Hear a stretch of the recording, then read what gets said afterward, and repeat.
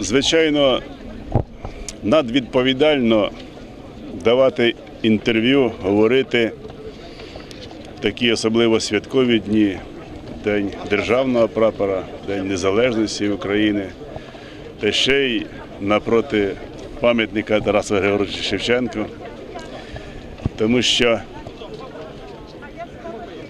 багатьма поколіннями, століттями свобода, незалежність, держава і державність, державні символи, вони вистраждані, випликані. І не менш відповідально нам, сьогоднішнім керівникам, донести усю правду молодшому поколінню насамперед. І не просто донести до свідомості, а до душі і до серця. Що це за символи? І наскільки вони дорогі, і чому вони дорогі? А вони тому дорогі, що збагрені кров'ю не одного покоління, мріями. І без них, як з'ясувалося, незалежність і держава сама існувати не може, і визнати світ тоді і не зможе. У нас це все є. І щоб це свято довго не говорити, відповідаючи на запитання, чи гуртує нас, звичайно, гуртує, це навіть аксіомне питання. Але хотілося б, щоб краще, щоб плідніше, щоб душевніше, щоб це не було казенно, щоб не було від свята до свята, а щоб було кожного Божого дня, коли рано вранці виконується державний гімн по телебаченню, по радіо. І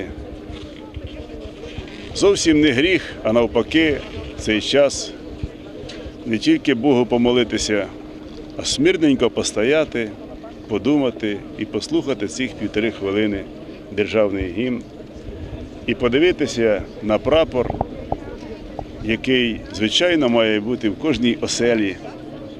Я вже не кажу про сьогоднішні дні. Але, думаю, я і потерпаю дещо від іншого, тому що символи наші кріпляться до відповідного древка, як державний прапор.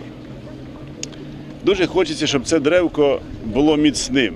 Я маю на увазі не натуральне древко, до якого кріпиться прапор, а маю на увазі фундамент і будову, і надбудову – це економіку.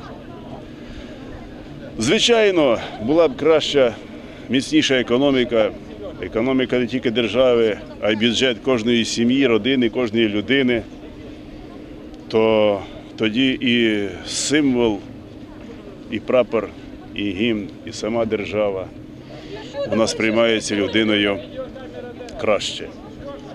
Тож давайте справді дружно з державним прапором, із істинним патріотизмом в душі і серці про державу і незалежність робити основну справу, яку ми сьогодні покликані – розбудовувати державу і економічну міць.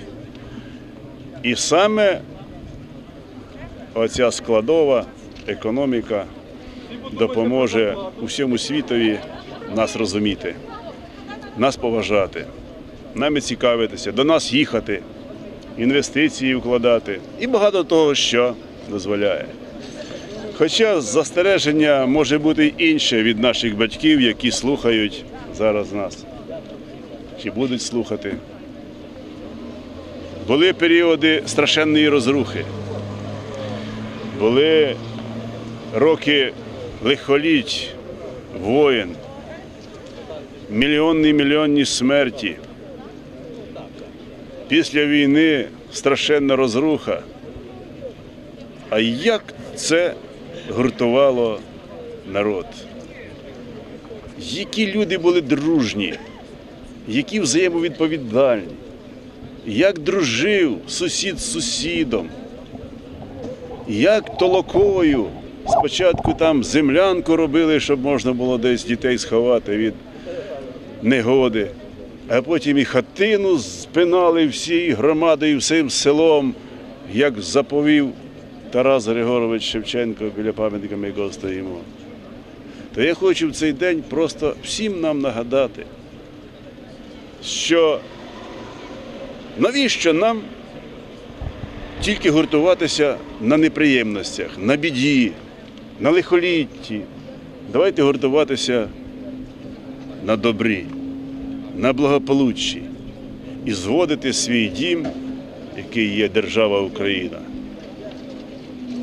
висотним, просторим, світлим, ясним, міцним і на багато-багато віків вперед дітям, онукам, правнукам і так далі.